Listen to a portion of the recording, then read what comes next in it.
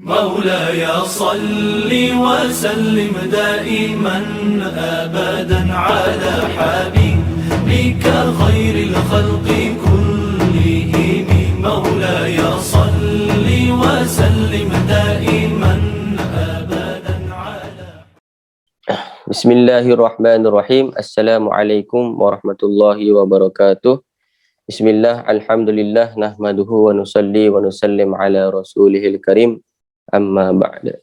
Qala muallifu rahimahullahu ta'ala nafa'ana Allahu bihi wa bi ulumihi fid darain. Amin.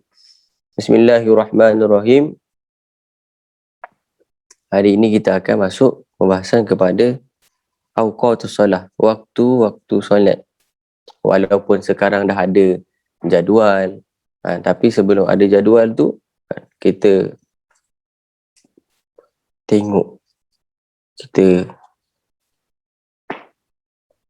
belajar macam mana dulu sebelum ada jam. Macam mana orang kalau tak ada jam duduk dalam hutan contoh, nak tengok masuk waktu tu macam mana. Jadi bismillahirrahmanirrahim. Yang pertama solat apa? Solat zuhur. Az-zuhru ai solatuhu, yakni solatnya. Qala An-Nawawi, Al-Imam An-Nawawi mengatakan sumiyat bidzalika, kenapa solat zuhur tu dinamakan solat zuhur? Beliau mengatakan li'annaha zahiratun wasatun nahari. Solat zuhur tu, kata Imam Nawawi, kenapa dia dinamakan zuhur? Sebab dia zahiratun wasatun nahari. Dia nampak jelas di tengah-tengah siang, tengah-tengah hari tu, nampak dia gitu. Bila waktu dia wa awwalu waqtiha zawalu syamsi. Waktu masuk ni solat zuhur tu lepas zawalnya matahari. Zawal tu tahu zawal, tergelincir, bukan dia terpeot. Maksud dia matahari tu duduk istiwa ni, dia betul-betul matahari dekat tengah kepala, tak ada bayang. So bila dia bergeser sikit tu, maka dia masuklah waktu.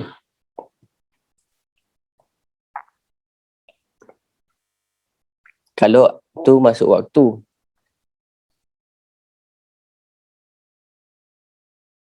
dia bayang-bayang dia pergi ke mana? Kalau dah masuk waktu zuhur tu, bayang-bayang dia pergi ke sebelah timur ke sebelah barat? Tasnim, Anim. Barat. Bayang-bayang. Bila matahari tu dia pergi barat, so bayang-bayang ke sebelah timur lah. Kalau terbalik tu, tu sama Dajjal lah tu, nanti yang nak kiamat tu. Kemudian wa akhiruhu, akhir waktu solat zuhur. Tadi masuk waktu kita tengok kan, kita letaklah contoh kayu. Oh, dah ada bayang-bayang dah yang sebelah timur kan. So masuk waktu. Kemudian akhirnya wa akhiruhu, akhirnya waktu zuhur idza sara dhillu kulli syai'in mislahu ba'dahu. Bayang-bayang yang tadi tu sama dengan apa yang diukur.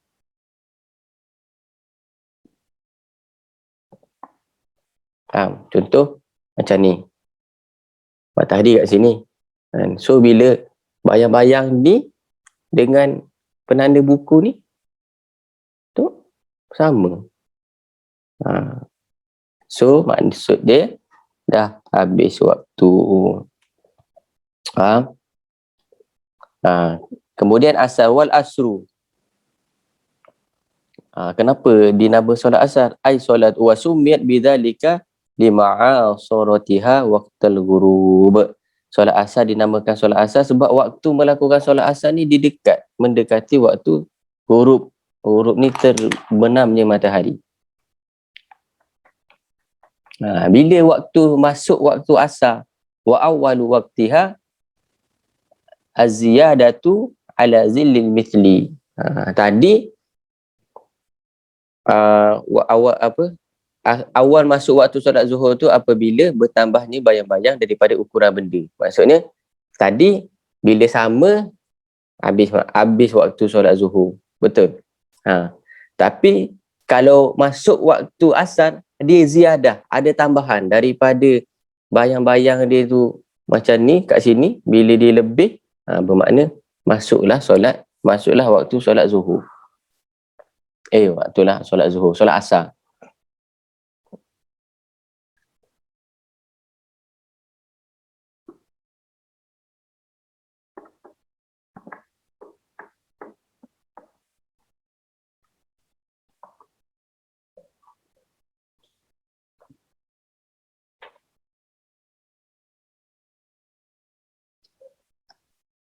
Kalau akhir waktu solat, akhir waktu asar apa?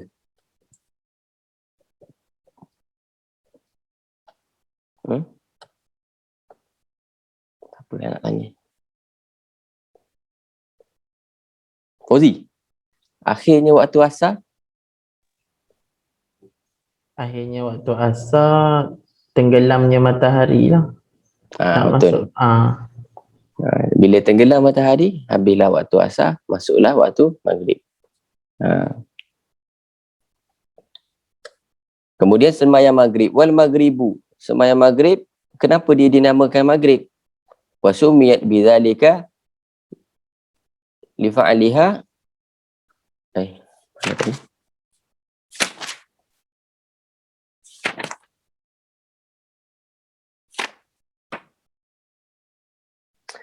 wa sumiyat bidzalika li fi'liha waqtal ghurub. Solat maghrib ni dinamakan solat maghrib sebab dilakukan masa waktu tenggelamnya matahari. Maka dia daripada ghurub dinamakan maghrib.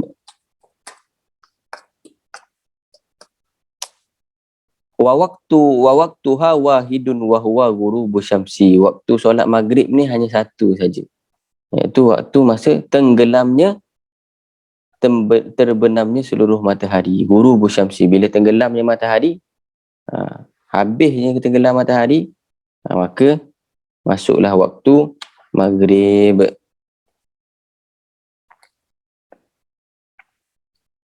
Waktu maghrib ni sangat pendek. Yang lain kalau isyak panjang, zuhur panjang. Kalau waktu maghrib tu, waktu dia bimiqdari ma yu'adzinu wa yatawadda'u wa yasturul aurat wa yuqimus shalah wa yusalli khamsa raka'atin. Ukuran waktu sembahyang maghrib tu dah tak ada jam. Macam mana kalau kita nak tahu waktu tu dah habis ke belum?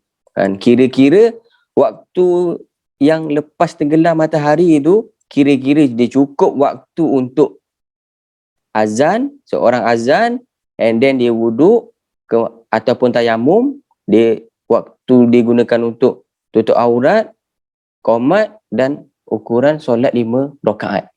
Waktu dia macam tu je.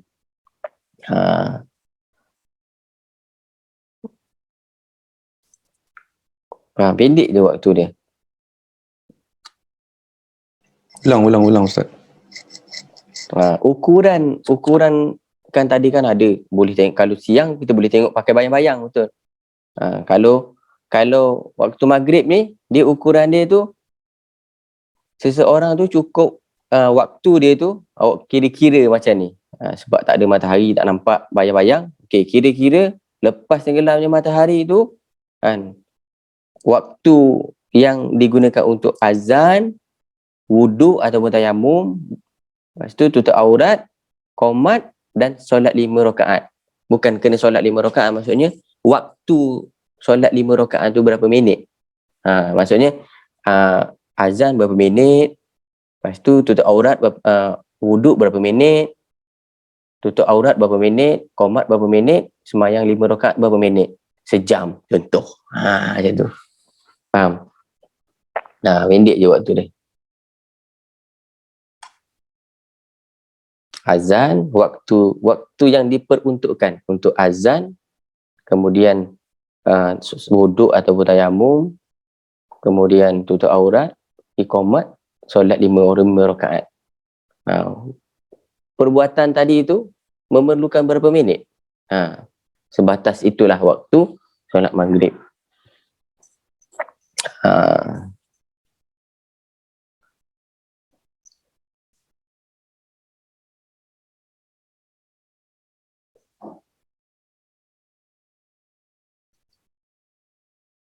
Ni adalah kaul fatwa yang disampaikan oleh Al-Imam Al-Syafi'i ketika beliau berada di Mesir. Sebelum beliau pergi kat Mesir, beliau kan duduk dekat Baghdad. Ingat lagi biografi Imam Syafi'i yang dulu pernah saya cerita. Dulu beliau duduk kat Baghdad. Maka pendapat-pendapat beliau yang beliau keluarkan di Baghdad, nama dia apa? Kaul apa? Kaul Qadim. Ingat? Bila dia dah pindah dekat Mesir, nama dia Kaul Jadid. Yang tadi saya sampaikan tu Kaul Jadid. Kalau yang Kaul Qadim, selepas nampak sinar. Kalau sinar merah tu hilanglah, habislah, masuklah waktu isyak. Faham? Pernah tengok tak dekat langit kadang nampak warna merah, macam kat belakang saya tu, nampak belakang ni. Ni nak masuk ni nak masuk isyak. Ni nak masuk maghrib. Tapi bila dah yang oreh-oreh ni hilang, nanti dia akan nampak warna merah, sinar merah. Kalau dalam apa nama dia? Dalam bahasa Arab dia nama Asyafaqul Ahmar. Sinar merah dekat langit. Tu pendapat Imam Syafi'i ketika di Baghdad, Qaul Qadim. Dan Imam Nawawi mengunggulkan pendapat ni. Maksudnya Imam Nawawi kata mengunggulkanlah dia yang ni lebih unggul. Yang nampak yang ada sinar merah tu lebih unggul. Kemudian habis sembahyang maghrib, masuklah waktu isyak. Masuklah sembahyang isyak. Wal isya'u, solat isyak.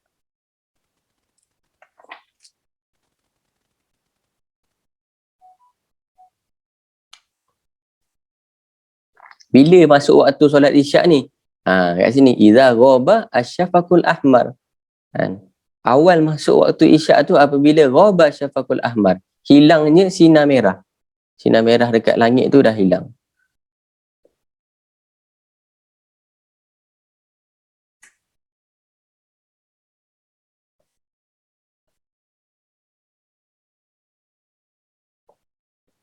Kemudian sembahyang subuh. Wasubhu, subuh, ay solatuhu, iaitu solatnya, lughatan secara bahasa, awalun nahari, awal permulaan siang, permulaan hari. Wasummiyat as-solatu bidzalika, kenapa solat subuh tu dinamakan subuh? Kerana li fi'liha fi awalihi, kerana melakukan solat subuh ni pada awal hari.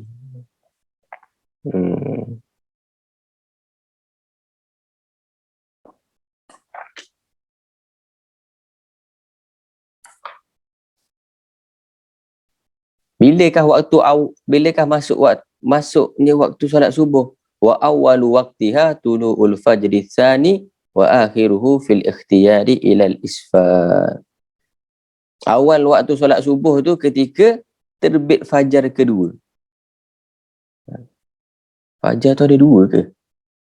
Ada dua, ada fajar kadhib, ada fajar sodik. Dan akhirnya dalam waktu ikhtiar adalah waktu isfar. Wa akhiruhu fi ikhtiyari ilal isfar wa huwa al-idha'ah. Maksudnya akhirnya waktu solat subuh ni bila dah nampak matahari dah tegang. Tegang macam bangun-bangun asal pagi ni cerah macam tu. Pernah ada yang bangun asal subuh dia ni tegang. Tu dah habis masa dah. Waktu macam mana? Macam mana bangun dah siang, macam mana nak buat? Macam mana? Ada yang pernah? Maka dia macam ni. Rufi al-qalam, rufi al-kalam, qalam, an thalathin. Ada 3 orang, 3 jenis golongan orang yang dia tak kena hukum. Siapa dia tu? Pertama, orang gila. Yang kedua, siapa? Orang gila. Orang yang apa tu? Uji. Apa uji? Apa dia Ustaz? Orang yang tak kena taklif. Orang yang tak kena taklif. Hmm. Yang belum memayis. Lepas tu? Sekejap. Gila belum memayis ada 3 Hmm.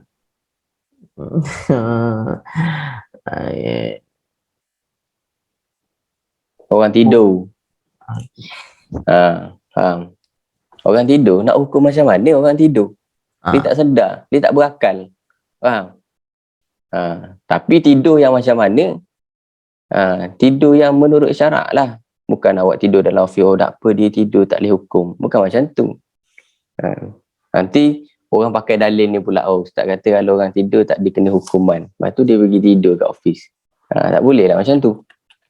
Ada tidur yang mengikut syarak. Macam mana tidur yang ikut syarak tu? Awak tidur, timing dah betul lah. Tidur pukul 10 malam. Dan bangun pukul 4.30 pagi ataupun pukul 5. Dia macam tu. Okey, itu timing orang tidur. Bila tidur pukul 11, dia akan anjak sejam. Pukul 6. Bila tidur dia pukul 12, dia anjak lagi. Pukul 7. Macam tu. Faham tak? Tapi ni dia tak sama. Semua orang dia tak sama. Ada orang tidur 2 jam, esok dia segar bugar. Ada orang 3 jam, esok segar bugar. Dia tak boleh samakan. Tetapi yang tahu tu hanya diri sendiri. Okey, dah tidur. Dah tidur pukul 10 dah. Bangun juga pukul 8. Tu lain. Faham? Kalau macam awak dah tahu dah. Ni kalau saya tidur pukul 1 ni confirm tak sembahyang subuh. Maka kalau dia bangun, dia bangun subuh gajah, dia berdosa lah. Sebab dia dah tahu. Kalau saya tidur pukul 1 memang saya tak akan bangun subuh. Dia tetap tidur pukul 1. Dia tak usaha untuk tidur pukul 12 atau pukul 11. Berbeza dengan orang kebiasaan ni, dia dah biasa tidur pukul 1 dan akan bangun untuk sembahyang subuh. Tetapi masa dia tidur pukul 1 tu, dia terlebih. Tu kalau bangun, cepat-cepatlah dia ambil wuduk dan kemudian dia qada solat tu, tak berdosa, tak dihukumi lah. Berbeza dengan orang yang dia dah tahu, kalau saya tidur pukul 3 confirm saya bangun pukul 10. Dia tetap tidur juga. Maka tidur ni itu maksiat. Faham? Dia walaupun dia sembahyang, dia terlepas sembahyang subuh tu kerana tidur, yang sebenarnya tidur ni tak dihukumi, tapi kerana tidurnya dia itu tidak mengikut syarak, maka dia terlepas solatnya itu berdosa. Faham? Jangan mudah mengatakan bahawasanya tak apa bangun pukul 8, tak apa bangun tu qada solat, tak boleh. Sebab apa dalam Al-Quran Allah dah kata, innas salata kanat alal mu'min, bukan, hilang pula ayat dia tu. Innas salata kanat alal mu'minina kitabam mawquta. Waktu tu dah Allah dah tentukan dah. Macam tadi kita dah belajar waktu-waktu solat tu kan. Itulah waktu dia.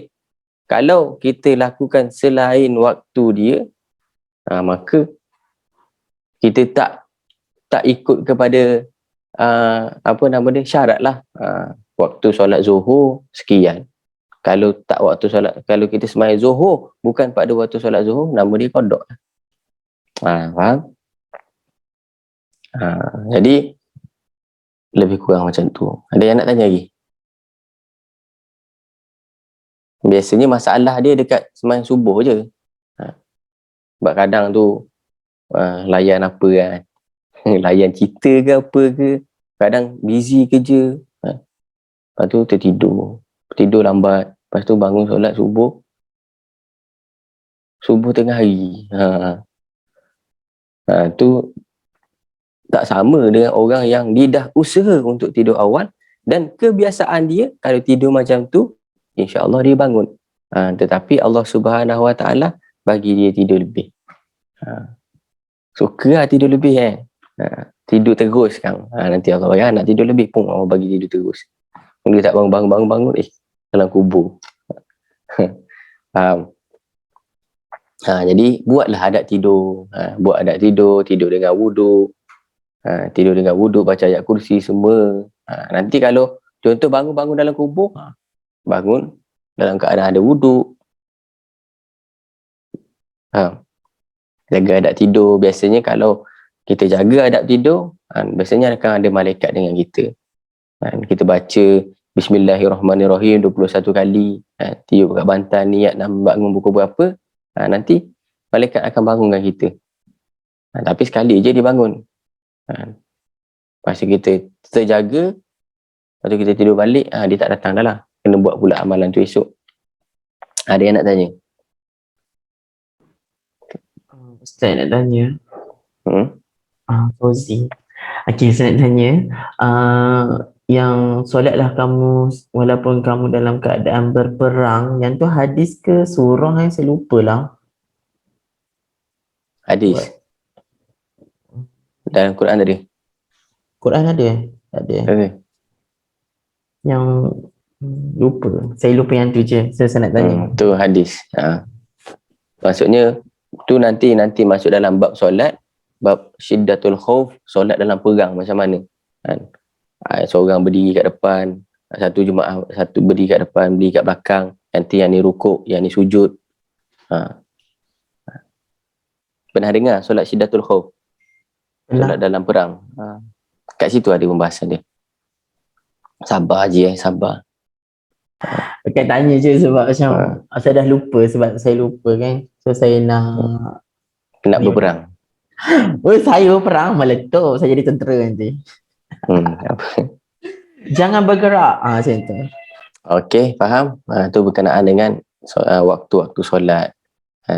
Siapa boleh jaga waktu solat, guru saya pesan, kalau kamu boleh jaga waktu solat, insya-Allah kamu akan disiplin kepada waktu dalam kehidupan kamu. Kalau pada waktu solat je kamu tak boleh nak disiplin, yang lain kamu tak akan disiplin. Tu pesan guru saya kepada saya. Dan saya pesan kepada anda semua untuk kita sama-sama. Kalau kita nak disiplin waktu, kita tengok disiplin waktu kita kepada solat kita. Kalau dengan solat yang 5 waktu ni kita belum dapat disiplin, yang lain susah untuk kita disiplin. Sebab waktu yang untuk solat ni yang bagi tu Allah. Dengan perintah Allah je pun kita boleh tinggal, apatah lagi si dia. Contohnya lah. Faham? Pesan-pesan yang nak cari pasangan tu, carilah orang yang boleh jaga sembahyang. Kalau sembahyang je pun ditinggal, apatah lagi awak. Faham? Wallahu a'lam. Ada yang nak tanya lagi? Kalau tak ada, Ustaz, last. nak tanya ni je. Nanti ada tak kelas kita minggu ni yang macam mana penentuan arah kiblat, ada ke? Nanti Ustaz akan ajar. Penentuan arah kiblat? Ada ke Ustaz akan ajar? Nanti saya tengok lagi. Ada. Okey, terima kasih tu je. Sebab dah lupa juga. Tengok kompas. Maulaya salli wa sallim daiman abada ala habibika khairil khalqi kullihim huwal habibul ladzi turja syafa'atuhu li kulli hawlim minal ahwali mutahimi ya rabbi bil mustafa بلغ مقاصدنا اغفر لنا ما مضى يا واسع الكرم يا أرحم الراحمين يا أرحم الراحمين يا أرحم الراحمين فرج على المسلمين بسم الله الرحمن الرحيم يا ربنا اعترفنا بأننا اقترفنا وآننا أسرفنا على لظى أسرفنا فتب علينا توبة تغسل كل حوبة واستر لنا الأورات وآمن الروعات يا ربنا اعترفنا بأننا اقترفنا وآننا أسرفنا على لظى أسرفنا واغفر لي والدينا ربي ومولودينا والآل والإخوان وسائر الخلال يا ربنا اعترفنا بأننا أقترفنا وآننا أسرفنا على لظى أسرفنا فضلا وجودا منا لا باكتساب منا بالمصطفى الرسول نحظى بكل سول